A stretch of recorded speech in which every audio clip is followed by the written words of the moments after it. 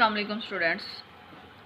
Today we will discuss about careers in biology. इससे पहले हमने branches of biology पढ़ी और फिर हमने स्टडी किया relationship of biology to other sciences. और आज हम लोग डिस्कस करेंगे कैरियर्स इन बायोलॉजी। सबसे पहले डिस्कस करने से पहले हम लोग ये सोच लेते हैं कि मतलब ये होते क्या हैं और इनसे हमें क्या फ़ायदा होगा, और दूसरी बात ये कि मतलब इनमें कौन कौन सी चीज़ें आ सकती हैं। नाउ अगर देखा जाए तो it is essential that students of today who will occupy position of leadership tomorrow have background of modern and forward looking branches of science. मतलब अगर इसमें ये आएगा कि हमने 9th 10th first year second year में अगर बायोलॉजी पढ़ी है तो हम लोग आगे जाके इन शोबों में जा सकते हैं। इन सब में सबसे पहले हम लोग यही देख लेते हैं कि सबसे पहले आ गया हमारे पास मेडिसिन एंड सर्जरी। मेडिसिन और सर्जरी में क्या होता है हमारे पास, अगर देखा जाए तो ये हमारे पास दोनों ही मेडिकल प्रोफेशंस हैं, मेडिसिन भी और सर्जरी भी।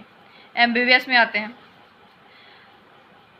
और हम फर्स्ट ईयर सेकंड ईयर पढ़ने के बाद हम लोग आगे एडमिशन लेते हैं। अगर हमारा MBBS में एडमिशन होता है, अगर हमने MBBS कर लिया है तो फिर हम लोग बाद में किसी ना किसी स्पेशलाइजेशन में चले जाते हैं।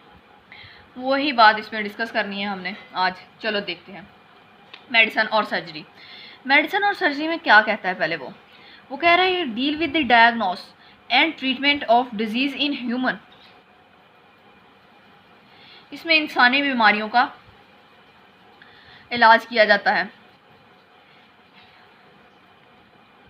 और सर्जरी में क्या होता है, मेडिसिन में हम लोग मेडिसिन से ट्रीटमेंट करते हैं इंसान का, और सर्जरी में हम लोग किसी बॉडी पार्ट जो होता है उसको हम लोग रिपेयर कर सकते हैं, रिमूव कर सकते हैं, रिप्लेस कर सकते हैं। जैसे कि इसकी एग्जांपल में आएगा हमारे पास रिमूवल ऑफ किडनी स्टोन। अगर किसी इंसान की गुर्दे में कोई पथरी वगैरह हो जाती है जिसे हम लोग किडनी स्टोन कहते हैं, उसे रिमूव करने के लिए हम रीनल सर्जरी करते हैं। और अगर दूसरी एग्जांपल देखी जाए तो उसमें अगर हमारे पास किडनी फेलियर हो जाता है तो हम लोग ट्रांसप्लांट करते हैं किडनी को, और अगर हमारे पास ये लिवर फेल हो जाए तो हम लिवर का ट्रांसप्लांट भी करते हैं। ठीक हो गया। आगे हमारे पास आ जाती हैं फिशरीज़। फिशरीज़ जैसे नाम से ही ज़ाहिर है ये हमारे पास फ़िशेज़ के रिलेटेड होगी। इसमें हमारे पास हम फ़िशेज़ के रिलेटेड स्टडी करेंगे, फ़िश की प्रोडक्शन देखेंगे, उसकी क्वालिटी कैसी है, क्वांटिटी कैसी है, इसको देखते हैं। इस हिसाब से पाकिस्तान में एक इसका डिपार्टमेंट भी होता है, ये देखें, जहाँ हमारे पास प्रोफेशनल फिशर्स जो होते हैं वो एम्प्लॉय किए जाते हैं, और जो हमारे पास चेक करते हैं कि हमारे पास इनकी क्वालिटी कैसी है, क्वांटिटी कैसी है, आइदर फिशेस प्रोडक्शन कैसी हो रही है, ये सारा कुछ इसमें आ जाता है। इसके भी मतलब in Pakistan the profession can be adopt after bachelor और master level study of zoology and fishes. Zoology में हम लोग यही पढ़ते हैं क्योंकि जोलॉजी मुतालिया ही इसका होता है, स्टडी ऑफ एनिमल्स।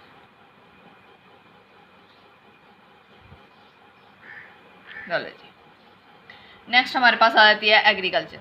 एग्रीकल्चर नाम से अगर देखा जाए तो ज़राअत deal with food crops and animals which are source of food.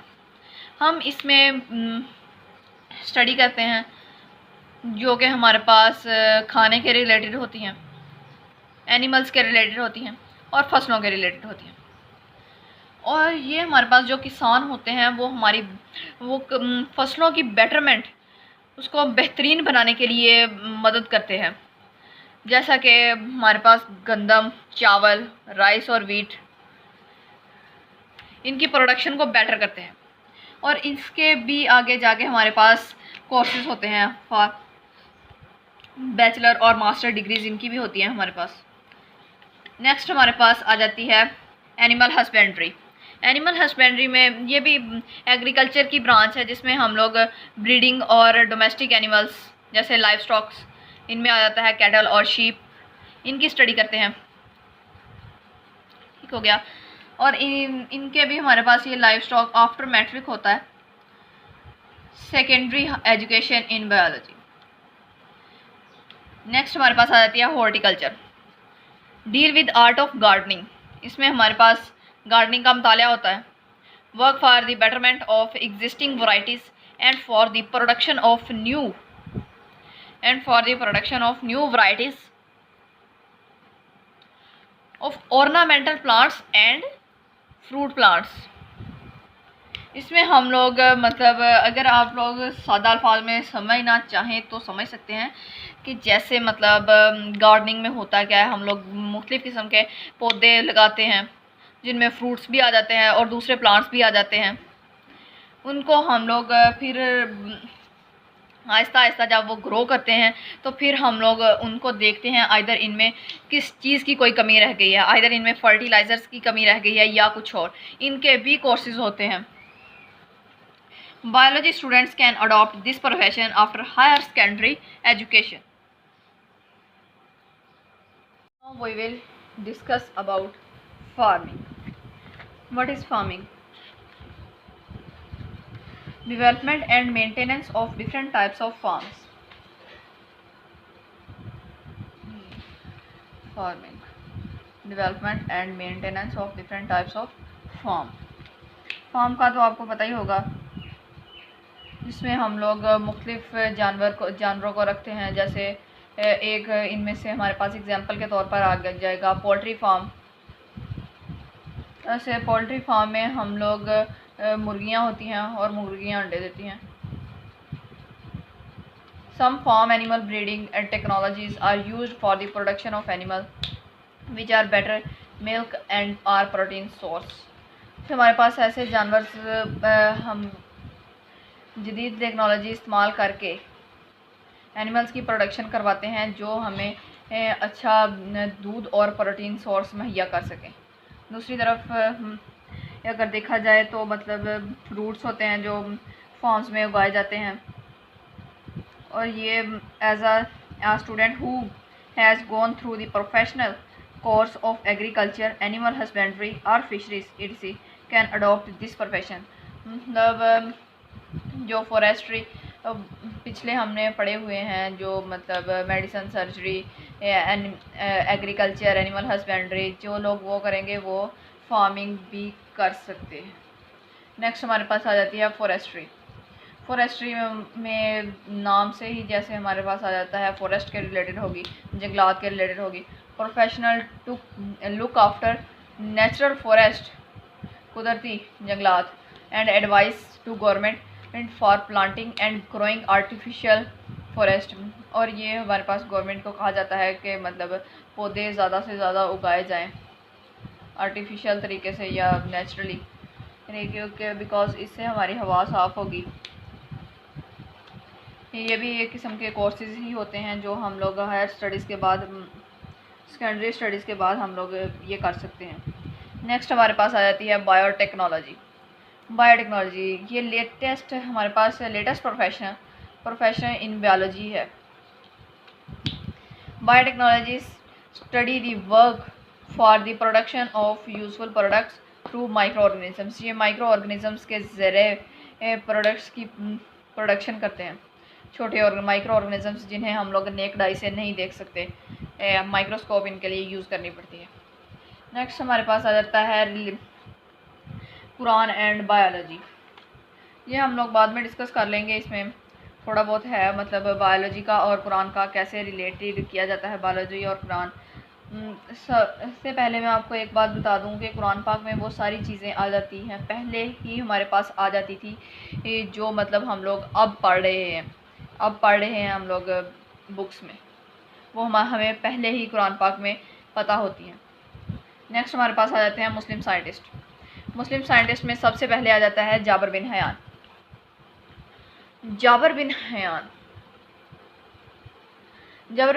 2021 1815 तक after death, AD means after death, born in Iran और मेडिसिन पर इसने प्रैक्टिस इराक़ में की थी। ईरान में पैदा हुआ था और प्रैक्टिस इसने मेडिसिन पर की थी इराक़ में।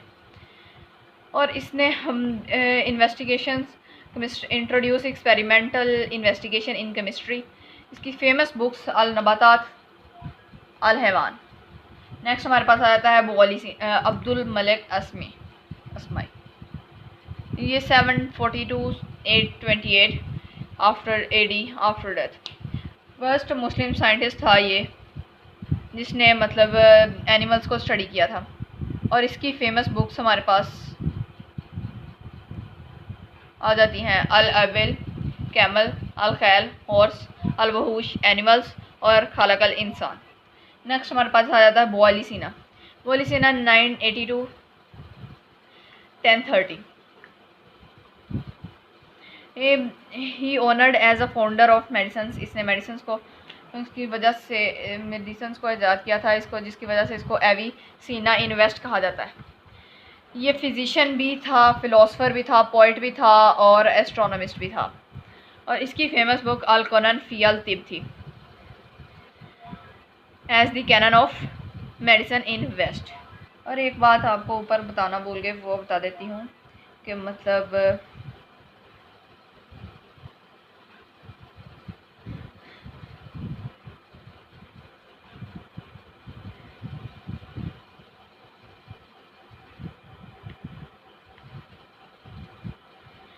जाबर बिन हयान ने प्लांट्स और एनिमल्स दोनों पर बुक्स लिखी थी। अब्दुल मलिक अस्माई ने सिर्फ जानवरों पर, एनिमल, कैमल, हॉर्स, खलकल इंसान। और बोअली सीना ने अल क़ुनून फ़ी अल तिब, जिसकी वजह से इससे एविसीना इन्वेस्ट भी कहा जाता है और कैनन ऑफ मेडिसिन इन्वेस्ट भी कहा जाता है।